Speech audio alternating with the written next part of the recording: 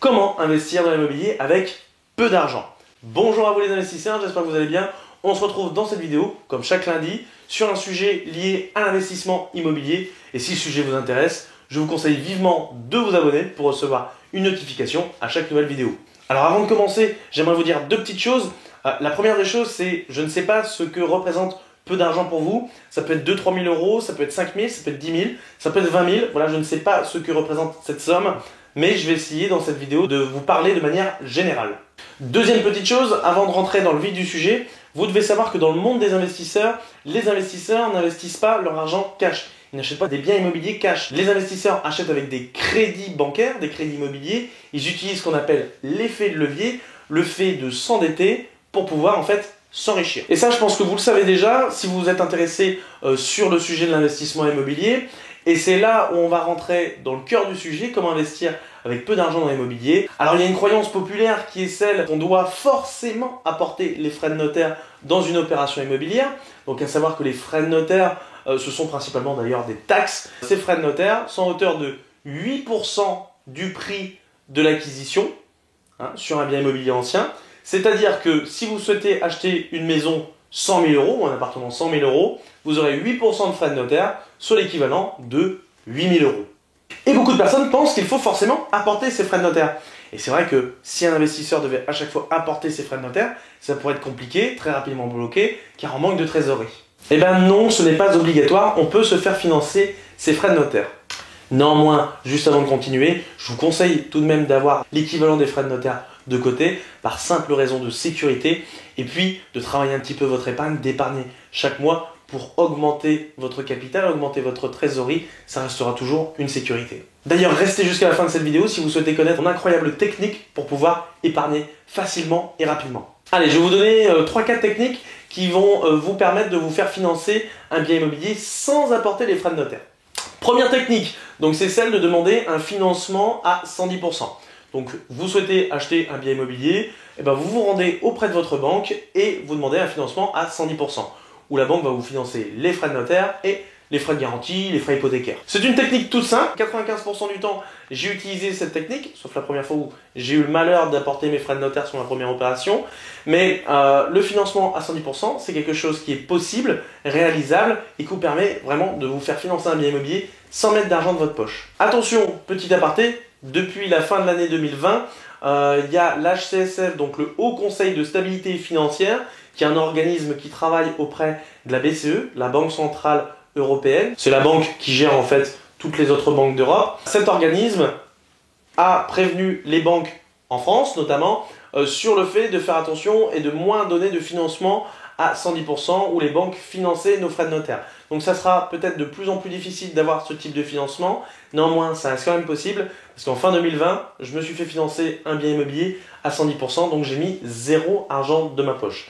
Mais voilà, c'est une technique qui est possible, mais qui sera peut-être à l'avenir de plus en plus compliquée à utiliser. C'est pour cela que je vais vous donner d'autres techniques. Deuxième technique, ça sera le financement acte en main, compromis acte en main. Qu'est-ce qu'un compromis acte en main?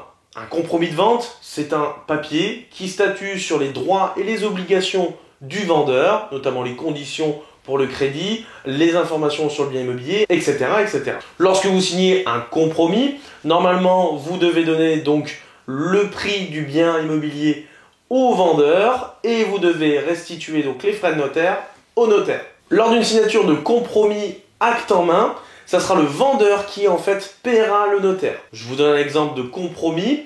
Je souhaite acquérir une maison à 100 000 euros. Je donne donc 100 000 euros au vendeur et je dois m'acquitter des frais de notaire auprès du notaire, l'équivalent de 8%, donc 8 000 euros. Je dois donner 8 000 euros au notaire.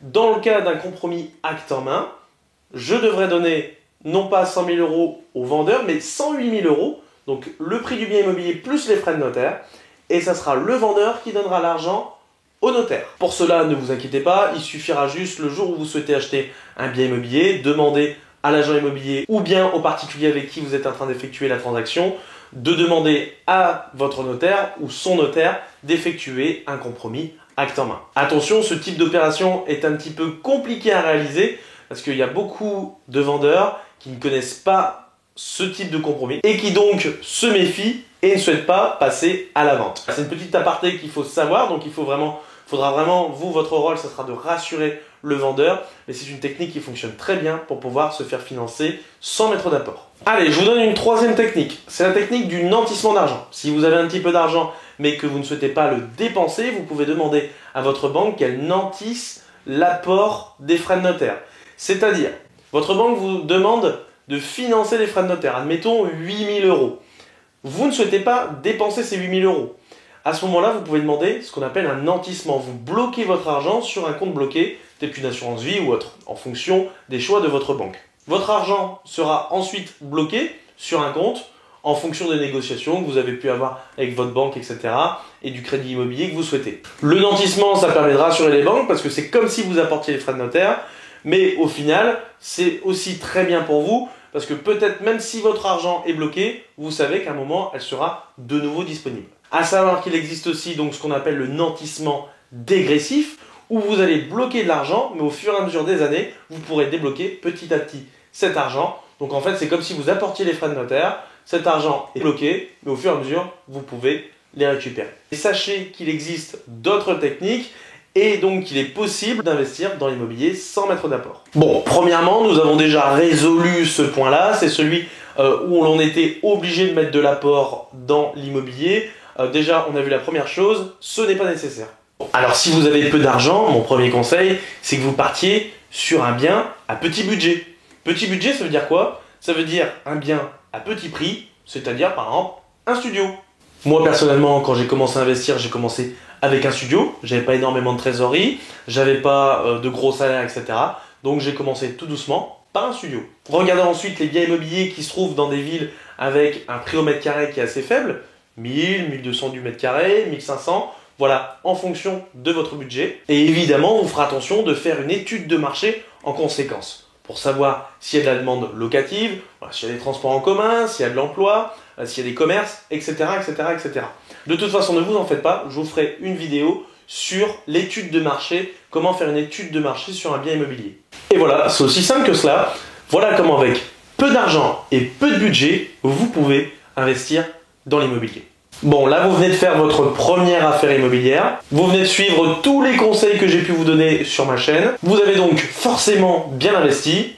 La banque, elle vous fait confiance. Vous lui avez montré par A plus B, par des chiffres, que vous avez bien investi. Vous pourrez donc remprunter. Et si vous avez fait une très bonne affaire, alors vous dégagez de l'argent supplémentaire, excédentaire, et là, c'est même encore mieux, vous pourrez réinvestir, mais avec un plus gros budget, une possibilité d'emprunter supérieure à avant, c'est normal, vous gagnez plus d'argent. Par contre, inutile de vous dire, si vous partez sur une première mauvaise affaire immobilière, c'est la fin de l'immobilier locatif pour vous, ou bien ça sera très compliqué de se rattraper, il faudra peut-être attendre des années, etc., etc.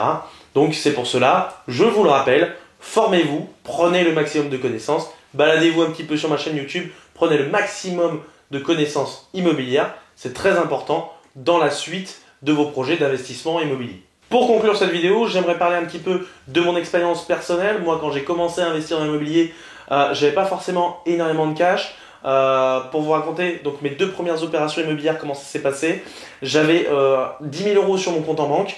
J'ai fait l'erreur de mettre les frais de notaire sur ma première opération. Ça m'a valu que sur mon deuxième bien immobilier que j'ai voulu acheter, j'avais que 1000, 1500, 2000 €. Et j'ai quand même réussi à me faire financer mon deuxième bien immobilier. Le deuxième bien immobilier, je l'avais eu avec un crédit immobilier à 110%, où c'est la banque qui m'avait financé les frais de notaire. Derrière, bien évidemment, j'avais dû montrer des garanties, montrer que j'ai acheté un bien en dessous du prix du marché, etc., etc.